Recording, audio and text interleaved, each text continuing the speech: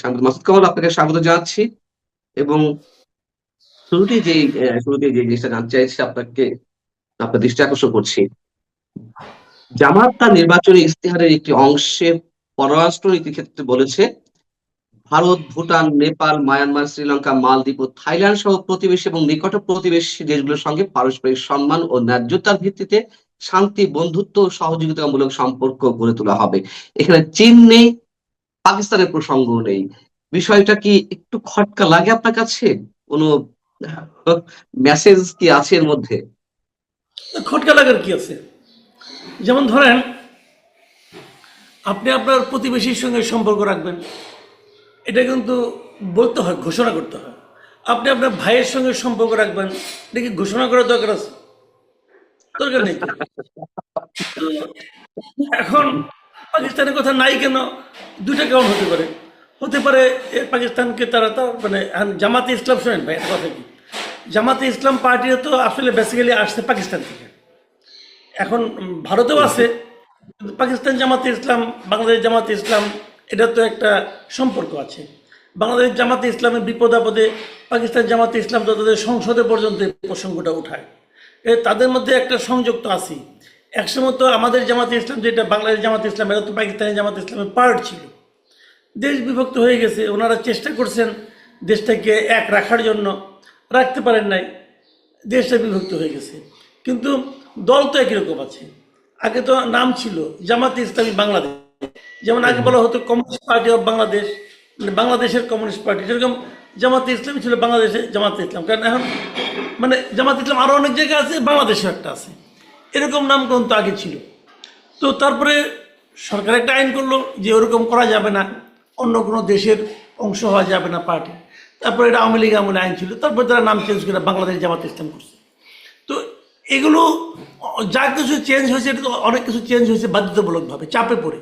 But চাপ না পড়লে মনে মনে তারা তো এটাই ছিল। এখনও তারা তাদের মধ্যে এক ধরনের ভ্রাতৃত্ববোধ, এক ধরনের মানে আপনার ভাইয়ের সঙ্গে ভাইয়ের যে সম্পর্ক, রক্তের বাঁধন, যে একটা কথা আছে না, ভাই বড় ধন, রক্তের বাঁধন, যদিও পৃথক হয় নারীর কারণ। এখন এখানে নারীর কারণ না, এখানে হয়তো মুক্তিযুদ্ধের কারণ। মুক্তিযুদ্ধের কারণে পৃথক হয়ে গেছেন, কি করবেন বলেন? এখন মানতে হয়, কিন্তু এটা দরকার পড়ে না। আবার আমি থাইল্যান্ডের বলতাম না, যে থাইল্যান্ডের সঙ্গে নামটা আসলো কেন? থাইল্যান্ড তো আমাদের নিকটতম প্রতিবেশী না।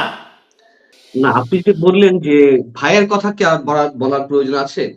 সেই ভাইয়ের প্রসঙ্গটিকে আসলে ইচ্ছাকৃতভাবে এড়িয়ে যাওয়া হয়েছে, যাতে নতুন করে কোন ধরনের সমালোচনার মুখে না পড়তে হয় যে ওই দেখো সেই পাকিস্তান, নাকি বেশি চালাকি আচ্ছা, করতে গিয়ে ধরা পড়ে গেছে? ওনাদের মনের কথা আমি কেমনে করে বলবো? আর আপনি ওনার মনের কথা কেন খোঁজার চেষ্টা করতেছেন?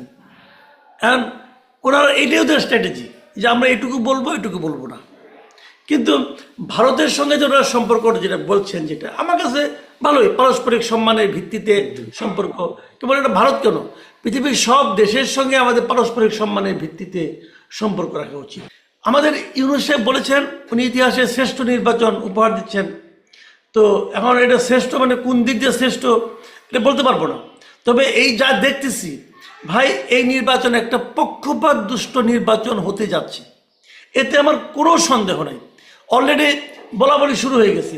এনসিপি লোকজন তো বলছে যে বিএনপিকে, এই প্রশাসন এবং নির্বাচন কমিশন বিএনপিকে ক্ষমতায় আনার জন্য যা যা করা দরকার সব করছে। তো এনসিপি তো একটা গুরুত্বপূর্ণ দল, তারা যখন এই জন্য অভিযোগ করে, এই অভিযোগকে আপনি ইগনোর করবেন কিভাবে? পারবেন না তোর ভাই। কাজেই এই নির্বাচনকে নিরপেক্ষ নির্বাচন অনুষ্ঠান হচ্ছে বলে মনে করার কোনো কারণ আছে এরকম আমার কাছে মনে হয় না। এটা একটা পক্ষপাত দুষ্ট নির্বাচন হচ্ছে। মানে সেই পক্ষপাতটা কোন দিকে যেতে পারে? এনসিপি জামাতের পক্ষে নাকি বিএনপি পক্ষে? এনসিপি দাবি করছে যে নির্বাচন কমিশন বিএনপির পক্ষে কাজ করছে। এটি হুম, কি বাস্তবতা বলে? বাস্তবতা সেটি বলে যে নির্বাচন কমিশন আমি বিএনপির পক্ষে কাজ বাস্তবতা করছে? খুঁজে পাবো। ওরা তো আমাদের যে গুরুত্বপূর্ণ ব্যক্তি, ওনারা যদি দাবি করে, আমি আপনি কি ভাবলাম কি ভাবলাম, এতে কিছু যায় আসে? আমি তো অনেক কিছুই ভাবি। আমি তো ভাবি যে এই নির্বাচনে আওয়ামী লীগের বিশাল একটা সংখ্যক ভোটারকে বঞ্চিত করা হচ্ছে। তো এই ভাবনার কি মূল্য আছে ওদের কাছে? আছে। তারা তো এটা নিয়ে আমার সঙ্গে কেউ তর্কও করে না।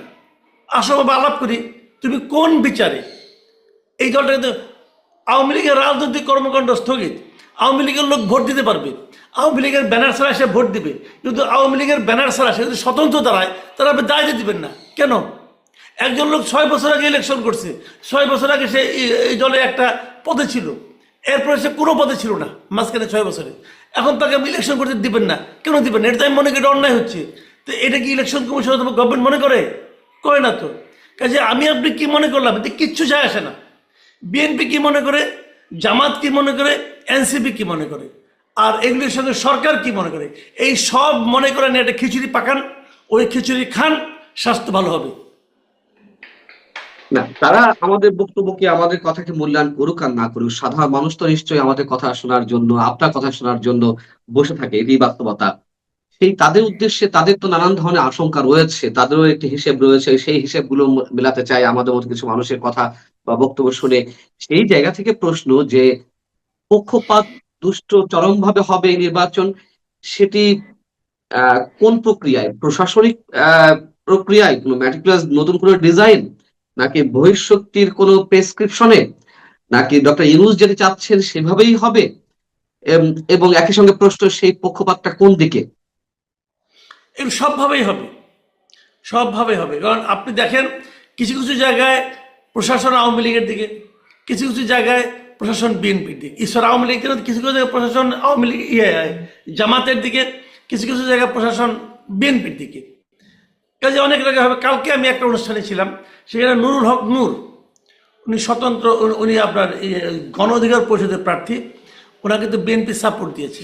উনি কালকে অভিযোগ করলেন যে ওনার ওখানে যে প্রতিদ্বন্দ্বী, যিনি একসময় বিএনপির লোক ছিলেন, বিএনপি থেকে এখন বহিষ্কৃত, সেই ভদ্রলোক নাকি প্রশাসনকে প্রভাব বিস্তার করতেছে।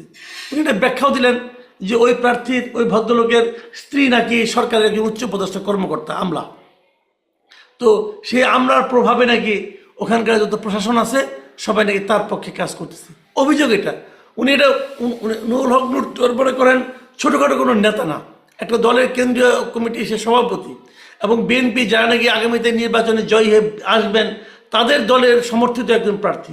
তুমি তো প্রকাশ্যেই অভিযোগটা করলেন, কোনো কাজ হচ্ছে তার মানে ওইখানে প্রশাসন ওই একজন স্বতন্ত্র প্রার্থীর পক্ষে পক্ষপাতমূলক আচরণ করছে। আবার আরেক জায়গায় প্রশাসন জামাতের পক্ষে আচরণ করছে, আরেক জায়গায় যে যেখানে পারছে সে সেখানে তার মতো করছে।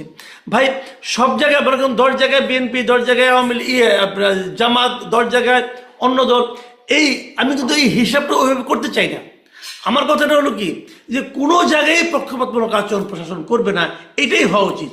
সেটা হচ্ছে না এই কারণে যে প্রশাসন হলো কি, আমাদের দেশের প্রশাসন এরা হলো চরিত্রহীন প্রশাসন।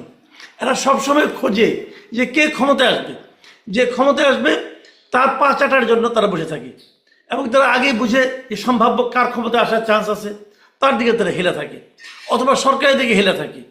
তো এই প্রশাসন দিয়ে এইভাবে, এবং যে ডিসি নিয়োগ করা হয়েছে, আমি তো বলেছিলাম যে এই ইলেকশন কমিশনের উচিত হবে যে এই ডিসিদেরকে সবগুলিকে চেঞ্জ করা, তো ওনারা তো করে নাই। এই ইলেকশন কমিশনের মিনিমাম মেরুদণ্ড আছে বলে তো আমার কাছে মনে হয় না। যদি মেরুদণ্ড থাকতো তাহলে এই সমস্তগুলি সে চেঞ্জ করতো। যদি মেরুদণ্ড থাকতো তাহলে সে গণভোট বন্ধ করে দিত। গণভোটের নামে যেটা হতে যাচ্ছে এটা তো আরেক পক্ষপাত দুষ্টতার একটা চরম উদাহরণ। প্রশাসন বলতে আপনি কাকে বোঝাচ্ছেন? প্রশাসনের ঘাড়ে কয়টি মাথা যে এই গণভোট বন্ধ করে দেবে? বন্ধ করার ক্ষমতা কিংবা ম্যানিপুলেশন করার ক্ষমতা কিংবা ফেয়ার ফ্রি করার ক্ষমতা তো সেই একমাত্র ডক্টর ইউনূস সাহেব বা তার সরকারের। এখানে প্রশাসন, তার অধীনস্থ প্রশাসন, আমরা মাঠ পর্যায়ে যা বুঝি প্রশাসন বলতে, তাদের কি করা আছে এখানে? দেখেন আমি বলি আপনাকে, প্রশাসনের না, গণভোট বন্ধ করার ক্ষমতা আছে নির্বাচন কমিশনের। নির্বাচন কমিশনের উচিত ছিল বলা যে এই গণভোট আমরা করবো না। এটা উচিত এই কারণে যে নির্বাচন কমিশন যেটাকে দণ্ডনীয় অপরাধ মনে করে আরপি অনুযায়ী, সেটা বিজ্ঞপ্তি দিয়ে জানিয়েছে যে এই কাজগুলি করা দণ্ডনীয় অপরাধ। টোটাল প্রশাসন দেশের সেই দণ্ডনীয় অপরাধ করেছে, এখনো করছে। সরকার করছে, জেলা প্রশাসক করছে, ইউএনও করছেন, সবাই। সেটা হলো ভোটের পক্ষে তারা ভোট চেয়েছে, এটা দণ্ডনীয় অপরাধ, এটা ইলেকশন কমিশনই বলতেছে। তো এই অপরাধ করার পর তাদের চাকরি কী করে থাকে? তাদের সবাই তো মিনিমাম এই অপরাধের সাজা হলো মিনিমাম 1 বছরের জেল। তো সব ডিসিতে 1 বছর করে জেল হওয়া উচিত মিনিমাম, শুধু চাকরি চলে শুধু সেটা নয়, শুধু সেটা না, আপনি যে শুধু সেটি নয়, আপনি যে শাস্তির কথা বলছেন, করেছে এই জন্য শাস্তি হওয়া উচিত, কিন্তু এখনো যে করছে, এখনো যে থেমে নেই, সেই ইনফরমেশনটাও সম্ভবত অনেকেই জানে না। এখনো সমান্তরালে করে যাচ্ছে, যেখানে ব্যানার ট্যানার টাঙানো আছে হ্যাঁ পক্ষে সেগুলো টাঙানো আছে, মাঠ পর্যায়ে দুর্গম এরিয়ায় স্থানীয় প্রশাসন হ্যাঁ পক্ষে প্রচারণা চালাচ্ছে, এর এভিডেন্সও রয়েছে। তাহলে নির্বাচন কমিশনের কথা তো কোনো প্রকার কিছু কর্ণপাত করছে না। এভিডেন্স মাঠ পর্যায়ে বলবেন কেন? গতকালকে আমি সরকারের পক্ষ থেকে একটা মেসেজ পেয়েছি, সবাই পায়, গভর্নমেন্ট ইনফো নামে একটা মেসেজ আছে। সেই মেসেজে বলা হয়েছে হাত পক্ষে ভোট দিন। ওই মেসেজ তো আমার কাছেই আছে, কালকেও। তো এটা আপনি কি বলবেন? মানে না কেউ করে, আইন মানে না। আইন না মানে আইন। যদি বেশি কিছু বলেন, বলবেন যে এইটাই জুলাইয়ের চেতনা, এইটাই জুলাইয়ের চেতনা, যে আইন না মানাই আইন। আর আপনি প্রশ্ন করতেছেন আপনি ফেসিবাদের দোষর, শেষ হয়ে গেল। অথবা আপনার বাড়ির সামনে গরুর জিয়াফত করবে, গরু জবকেরা আমার বাড়ির সামনে করবে, হয়ে গেল, বিচার হয়ে গেল।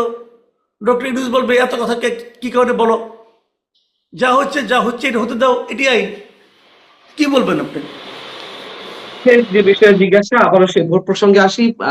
এটি নিয়ে আমরা শেষ করবো উত্তরটি। আহ আওয়ামী লীগের নির্বাচন বর্জনের ঘোষণা দেওয়া হয়েছে, কিন্তু শেষমেশ কি আওয়ামী লীগ ভোট কেন্দ্রে যাবে এমনটি মনে হচ্ছে আপনার, বা বিএনপি পক্ষে অবস্থান আমার নেবে? মনে হয় কি, আওয়ামী লীগের যা ভোটার আছে, সেই ভোটারের মধ্যে অর্ধেকের মতো ভোটার নির্বাচনে ভোট দিতে যাবে না, এটা আমার ধারণা, ভুল হইতে পারে আমার ধারণা। আর বিশেষ করে আওয়ামী লীগের যারা নাকি বয়স্ক ভোটার, তারা হয়তো বা যাবে না ভোট দিতে। ইয়াংদের মধ্যে কেউ কেউ যাবে। ইয়াংদের মধ্যে যারা যাবে তাদের ধরেন আপনার যা ভোট যাবে তার মানে আপনার অর্ধেকের বেশি ভোট সম্ভবত বিএনপির দিকে যাবে আমার ধারণা। জামাত একটু কম ভোট পাবে, জামাত হয়তো বেশি পেত, জামাত বেশি পেত যদি জামাত এনসিপির সঙ্গে এই জোটটা না করতো। জামাতের সঙ্গে এনসিপি জোট করাতে বিএনপির ভোটাররা জামাতকে হয়তো অতটা আগের মতো যতটা ভেবেছিলাম আমি শুরুতে, কারণ জামাত তো আপনার আওয়ামী লীগের অনেককে রক্ষা করেছে নানাভাবে। এই 5ই আগস্টের পরে তাদের বিভিন্ন রকম লুটপাট চাঁদাবাজির হাত থেকে তারা কিন্তু এই ধরনের সাপোর্ট দিয়েছে। সেই সাপোর্টের জায়গাটা হয়তো তারা পেত, কিন্তু যখন তারা এনসিপির সঙ্গে জোট করেছে তখন ওই আওয়ামী লীগের লোকজনের কাছে এটা তারা মনে করবে যে এনসিপিকে তারা কিন্তু আওয়ামী লীগের নির্বাচনী কার্যক্রম স্থগিত করা, নির্বাচনে অংশ নিতে না পারা, এই সব কিছুর জন্য তারা কিন্তু এনসিপিকেই দায়ী করে। সেই এনসিপির সঙ্গে যখন জামাত মিলে, এমনি আমরা যতই বলি না কেন জামাত আসলে এনসিপিরই বি টিম, কিন্তু তাদের মনে ছিল তাদের জামাত বোধ আরেকটা অন্যরকম টিম। যখন তারা মিলে গেছে তখন কারোর বুঝতে বাকি নাই যে যাহা এনসিপি তাহাই জামাত, যাহা এনসিপি করিয়াছে জামাতের কারণেই করিয়াছে, জামাত বলিয়াছে বলিয়াই করিয়াছে। তো অতএব সেই জামাতের প্রতি অনেক আওয়ামী লীগের যারা নাকি আপনার ভোটার আছে, তারা হয়তো শেষ মুহূর্তে ভোট নাও দিতে পারে বলে আমার ধারণা। অনেক অনেক ধন্যবাদ সাংবাদিক মাসুদ কামাল আমাদের সঙ্গে যুক্ত থাকার জন্য। দর্শক আপনারা ভালো থাকবেন। আল্লাহ হাফিজ।